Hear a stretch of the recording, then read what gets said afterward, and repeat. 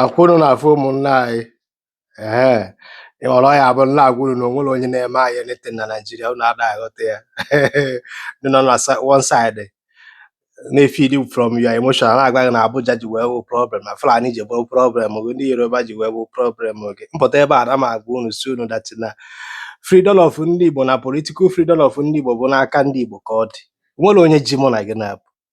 Do you understand me? Anyị nwa bụ ndị Igbo ji onwe anyị mana wee na-afụ ụmụnna anyị echi na-epụtalụ ị na-asị na a na-amajinarize gị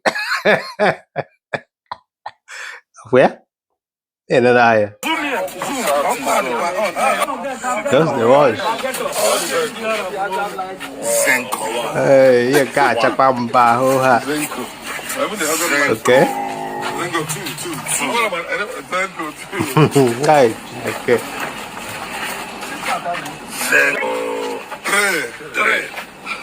Greatest to ever do it.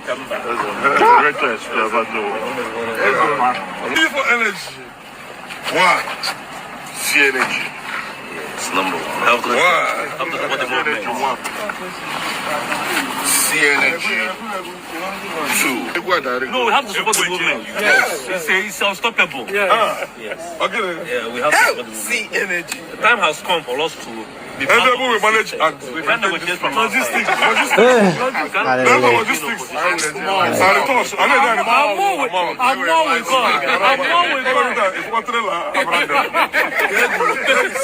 my own. My younger brother. Company. So we have 5 states in Southeast. Imo, Anambra,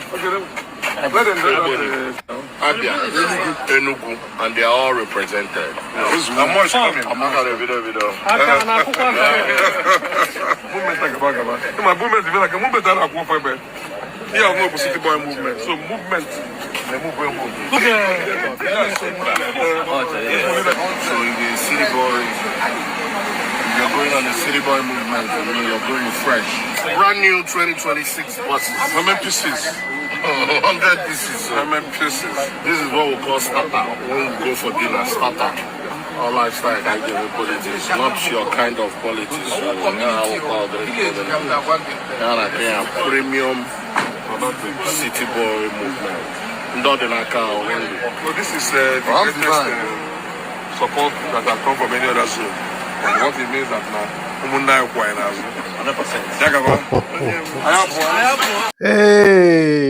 Eziokwu nsị gị oge m fụrụ this video nsị gị na dịtụrụ week lọ mi mara nna atụrụ gị asị but what can we do? Ịghọtago ihe a kịta na nwee one kind signal ọ na-esend to other people, ma ndị ya ebido kwụba maka Peter Obi ebe ọ na ụmụnne ya sọpọtụ ha nwa ya sọpọtụzi. I don't know if you get my point, but regardless it is what it is. Na obedient ka anyị kwụ ya.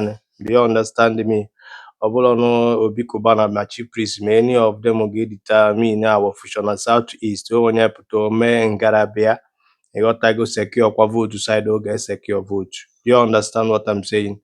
So ka onye ọbụla lapụkwa ịpụtara na drag ọ na-akpalifa ya bụ their own choice and their own way party wee chọọ ime the thing ịghọtago.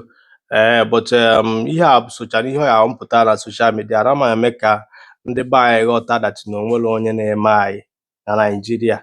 Onwere Fulani bụ ya problem nke o ji abụ onye Yoruba bụ ya problem. Ana m agwụ na ife ahụ steady na problem mụ na gị na-abụ si na ebe mụ na gị na-abụ ọnụ bụ ndị Igbo ma politicians anyị yo ma our big guys yo ndị anọcha n'ope shedon ife onye ọbụla na-achọ ebe a personal interest. Onwere onye leader nọ na Southeast ị ga-asị m na onye abụ revolutionary leader nwere people at heart bụ no interest ndị be anyị ka a na-eje ka secure. Onwere ihe a niile na-afụ akpa onye ọbụla na-edefend onwe na-protect territory na-protect interest ya mana ha pụtara ife eji aghọrị mụ na gị na-abụ na nke a bụ nke anyị ịghọtago because ịdị emotional jump onye ebe fanọ fia na wine a lot of our people. Do you understand me? Ana m agwụ na ife a steady. Abuja abụrụ problem of ndị Igbo. Fulani abụrụ problem ndị Igbo.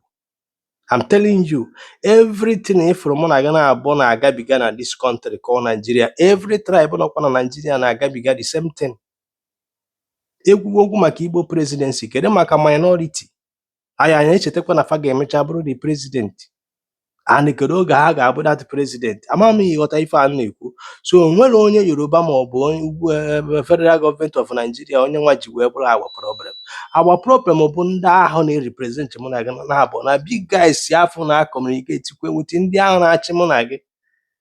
Ịghọtago? Mana ọ ya mụkwu ya this if ụmụnna ya na-akọ mana ya na-akpọ Osabo Fulani bro, agent of Zeal. Do you understand me? Kịta na at least ọ na-efunata unu a lot of unu n'anya. Ịghọtago? Ọ na-efunata a lot of unu n'anya. Kwa 2027 na ọ ya adị kpọkpọ.